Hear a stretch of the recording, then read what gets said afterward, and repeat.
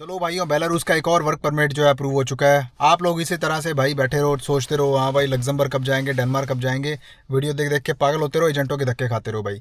यहाँ पे लोग जो है इनको काम करना है ना, उनको मतलब नहीं है भाई, उनको सिर्फ यूरोप में पहुंचने से मतलब है। एक बारी भाई मैंने बोला है कि अपना स्टेप लो और पहुंचो भाई, उसके बाद में आपके 100 रास्ते निकल जाएंगे, लेकिन आपको अपनी होम कंट्री से आपको निकलना पड़ेगा, क्योंकि होम कंट्री के अंदर है कि आप इधर उधर धक्के खाते रहोगे और कोई आपका हल नहीं निकलने वाला।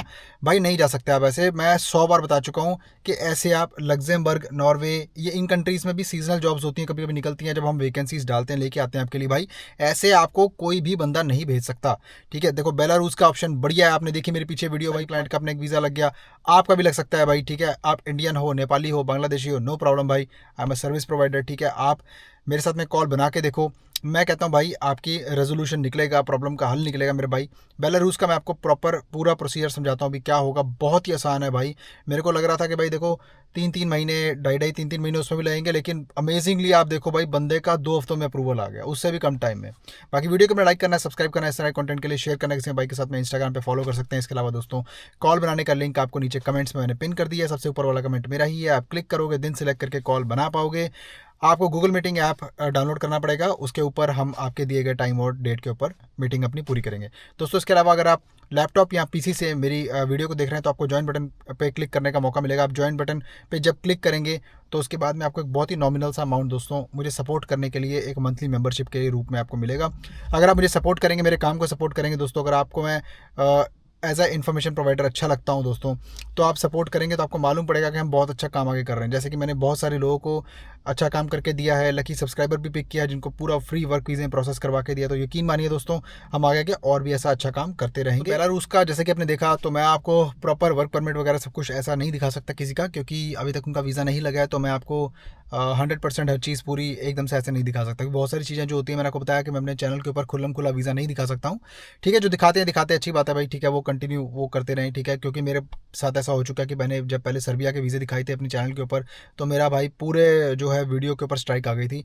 वीडियो उससे चैनल को रिस्क होता है, बार बार करने से भाई वायलेट होती है यूट्यूब की पॉलिसी, तो इसलिए जो बंदे समझदार हैं उनको मालूम है, वो सब ये चीज़ें नहीं करते भाई। अगर आप सोचिए ना, अगर आपका मैं आधार कार्ड या फिर कुछ भी करके अगर मैं डाल दूँ तो यूट्यूब का जो एल्गोरिदम है वो आइडेंटिफाई कर लेगा भाई कि ये बंदे का कुछ डाला हुआ है, आइडेंटिफिकेशन प्रूफ डाला हुआ है, तो उस चक्कर में जो है जिसने डाला है वो इस वीडियो को इस मकसद से बना रहा है किसी की आइडेंटिटी एक्सपोज करने के लिए, तो उस वो पॉलिसी की वायलेशन हो जाती है दोस्तों। उस पर यूट्यूब चैनल पे या वीडियो को टेक डाउन होने का यूट्यूब की तरफ से मतलब एक अलर्ट आ जाता है और उससे चैनल को रिस्क हो जाता है।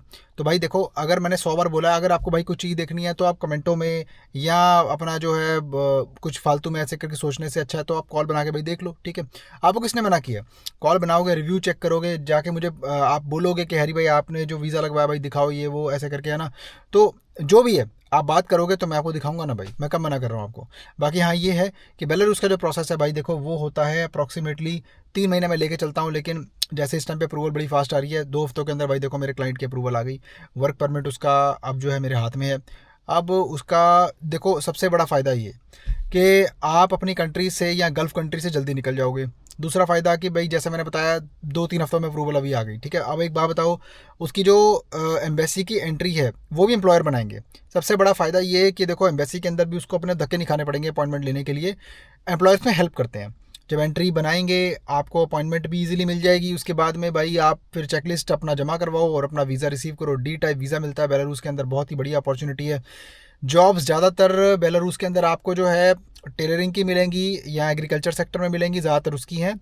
और इसके अलावा आपको कंस्ट्रक्शन में भी मिल सकती है, या फिर आपको जॉब मिल सकती है मेरा भाई ऐसे सेक्टर में जैसे कि जहाँ पर कोई टेलरिंग का काम हो गया, या फिर जो कोई बंदा टेलर है जिसको एक्सपीरियंस है ना टेलरिंग का, या फिर बड़े बड़े कपड़े के कारखाने होते हैं। ठीक है, वहाँ पे कपड़े के रंगाई वगैरह का काम भी होता है।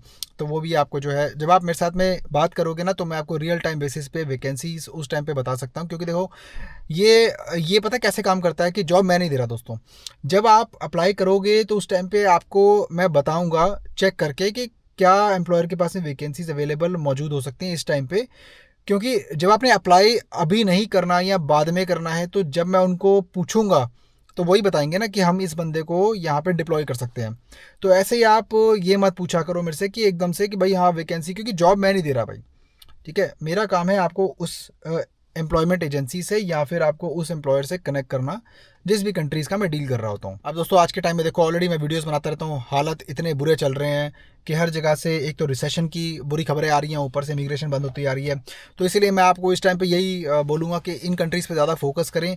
जहाँ से आप अपनी होम कंट्री से एक बार निकल जाओ ना, उसके बाद में आपको फिर एक जो जोन होता है ना, उस टेरिटरी से आप निकल जाओगे, उसके बाद आप उस जोन में आ जाओगे जहाँ पर आपके लिए चीज़ें थोड़ी सी और ज़्यादा आसान हो सकती हैं फ्यूचर में।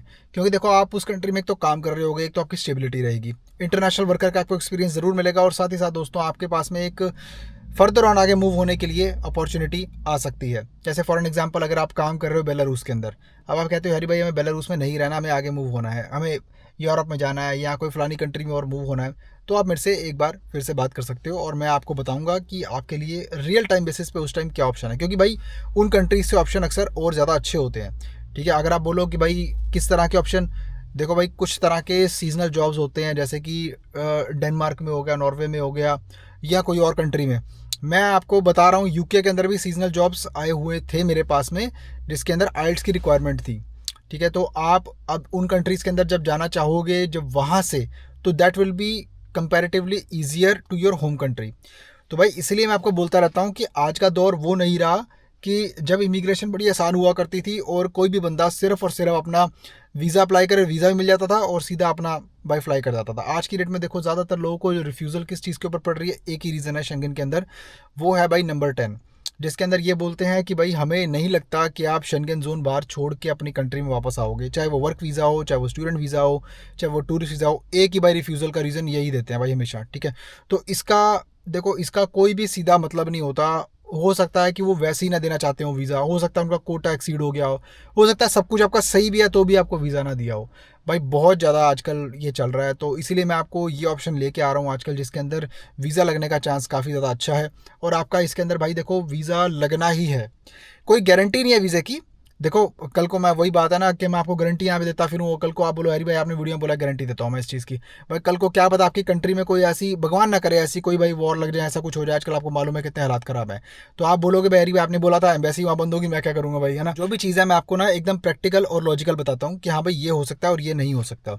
बाकी देखो शेंगन कंट्रीज़ के अंदर इस टाइम पे आप वर्क वीज़ा, स्टूडेंट वीज़ा या कोई भी टूरिस्ट वीज़ा के लिए भी अपॉइंटमेंट की बड़ी जो इशूज़ हो रहे हैं बहुत सारी कंट्रीज़ के अंदर, तो मेरा भाई आप प्रैक्टिकल चीज़ को जो है ना अपने दिमाग में डालो कि एक बार निकल जाओ, उसके बाद में थोड़ा काम करो, 6 महीने साल भर, क्या पता सिचुएशन सही हो जाए। मैंने अपनी पिछली वीडियो में ये भी आपको बताया था कि देखो भाई कोई टेंशन की बात नहीं है। देखो ये इमिग्रेशन के बिना ये पूरी दुनिया सर्वाइव नहीं कर सकती। इमिग्रेशन बहुत ज़रूरी है, सालों से चलती आई है, सदियों से चलती आई है और चलती जाएगी।